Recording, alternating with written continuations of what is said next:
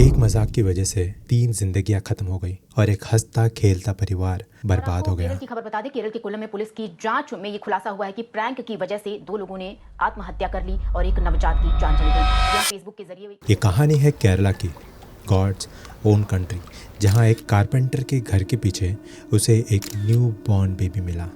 इस कारपेंटर का नाम था सुदर्शन पिल्ले। सुदर्शन और उनका दामाद बच्चे को लेकर हॉस्पिटल गए।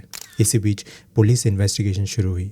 क्योंकि ये बच्चा न्यू बॉर्न था, जिस कुछ ही घंटों पहले इसका जन्म हुआ था, तो शक की सुई सबसे पहले सुदर्शन की बेटी रेशमा पर गई, पर वो प्रेग्नेंट नहीं थी। इस बात को घर वालों ने और गांव वालों ने भी कंफर्म किया कि रेशमा को उन्होंने प्रेग्नेंट रिसेंटली तो नहीं देखा था। इसी बीच हॉस्पिटल में अनफॉर्चुनेटली डॉक्टर उस बच्चे को नहीं बचा पाए। अब पुलिस के ऊपर प्रेशर और भी ज़्यादा बढ़ गया था इस केस को जल्द से जल्द सॉल्व करने का। But there was no eye witness, no missing complain, ना ही कोई किडनैपिंग का call. It was like a dead end for the police. फिर केरला पुलिस ने वो किया जो इससे पहले शायद कभी नहीं हुआ था। गांव की सारी औरतों का डीएनए टेस्ट। कुछ महीनों बाद फाइनली जब रिपोर्ट्स आए और डीएनए मैच हुआ, एवरीवन वाज शॉक्ड। उस बच्चे की माँ और कोई नहीं, रेशमा ही थी, जो विजिबली प्रेग्नेंट नहीं थी। पुलिस ने रेशमा को अरेस्ट किया। थोड़ा प्रेशर करने पर उसने सब कुछ उगल दिया and she confessed of abandoning her own child. उसने अपने ही घर के बाथरूम में उस बच्चे को जन्म दिया और उसे उठाकर घर के पीछे जंगल में फेंक दिया, इस होप में कि शायद कोई कुत्ता या कोई जानवर उसे उठा ले जाए। पर उसने ऐसा किया क्यों? अपेरेंटली रेशमा का किसी अनंतु नाम के आदमी के साथ ऑनलाइन अफेयर चल रहा था। Same old story. फेसबुक पर फ्रेंड्स बने, चैटिंग होने लगी एंड धीरे धीरे दे fail in love. Reshma Anantu के बारे में कुछ नहीं जानती थी सिवाय उसके नाम के। वो अनंतु से मिलने की जिद करने लगी।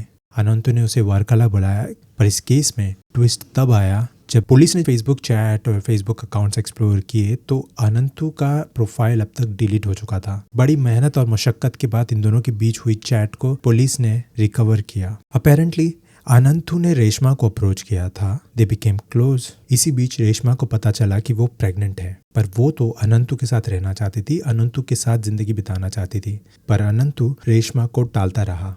वो कहता रहा कि वो अभी शादी के लिए तैयार नहीं है। रेशमा ने अपने प्रेगनेंसी की बात अपनी फैमिली से छुपाई, यहाँ तक कि अपने हस्बैंड को भी पता नहीं लगने दिया कि वो प्रेग्नेंट है, और उसका बेबी बम्प छुपाने के लिए दुपट्टे या किसी लंबे कपड़े से अपना पेट कस के बांधा करती थी। इसी वजह से 9 महीने तक किसी को पता ही नहीं चला कि रेशमा प्रेग्नेंट है। यहाँ तक तो केस क्रिस्टल क्लियर था, बस एक सवाल का जवाब नहीं मिल रहा था। ये अनंतु कहाँ है, कौन है और क्या करता है? क्यों उसने अपना अकाउंट डिलीट किया था?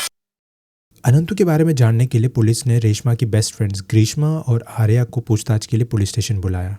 बट पुलिस स्टेशन आने के बजाय अगले दिन उन दोनों की डेड बॉडी एक नदी से मिली। एक केस, 3 मौतें।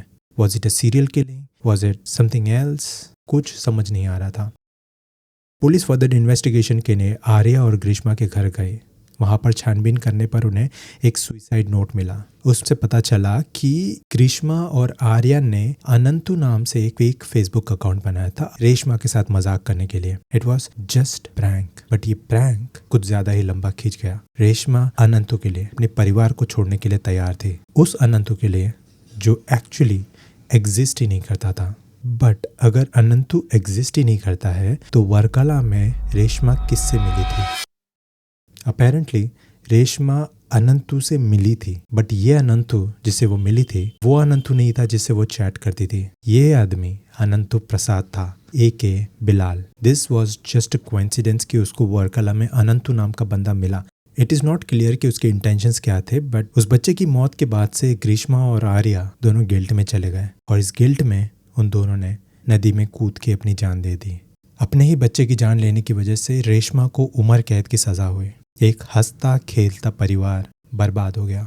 मेरा नाम है मनमौज और मैं कहानियां सुनाता हूँ। अगर आपको ये कहानी अच्छी लगी है तो इस वीडियो को लाइक करना, अगर नहीं अच्छी लगी है तो डिसलाइक जरूर करना और कमेंट करके जरूर बताना कि अगली कहानी आप कौन सी सुनना चाहेंगे। मैं आपसे मिलता हूँ ऐसे ही किसी वीडियो में। तब तक अपना ख्याल रखें।